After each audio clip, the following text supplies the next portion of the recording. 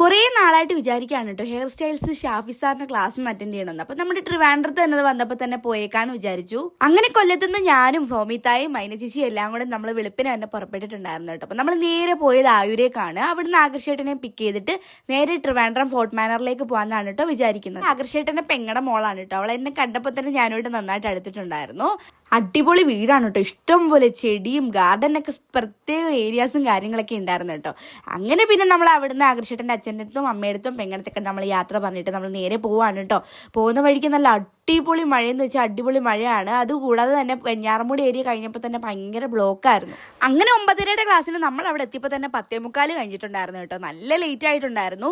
അപ്പം നമ്മൾ അവിടെ ചെന്ന് ആദ്യം തന്നെ നമ്മുടെ ഐഡിയും കാര്യങ്ങളൊക്കെ വാങ്ങിച്ചിട്ട് നമ്മൾ നേരെ ഹോളിലേക്ക് കയറിയിട്ടുണ്ടായിരുന്നു കേട്ടോ. അപ്പം ഫസ്റ്റ് ഹെയർ സ്റ്റൈലിംഗ് സ്റ്റാർട്ട് ചെയ്തിട്ടുണ്ടായിരുന്നു. അത്യാവശ്യം നമുക്ക് കണ്ടാൽ മനസ്സിലാവുന്ന ടൈം തന്നെയാണ് നമ്മൾ എത്തിച്ചേർന്നിട്ടുണ്ടായിരുന്നത്. അതുകൊണ്ട് വലിയ കൺഫ്യൂഷനും കാര്യങ്ങളൊന്നും ഇല്ലായിരുന്നു. ആദ്യത്തേത് ഒരു ഹിന്ദു ഹെയർ സ്റ്റൈൽ ആയിരുന്നു കേട്ടോ. അപ്പോൾ ഹിന്ദു ബ്രൈഡൽസിന് യൂസ് ചെയ്യുന്ന ഒരു ഹെയർ സ്റ്റൈൽ ആയിരുന്നു ആദ്യത്തേത്. പിന്നെ രണ്ടാമത്തേന്ന് പറയുന്നത് മുസ്ലിം ഹെയർ സ്റ്റൈൽ ആയിരുന്നു.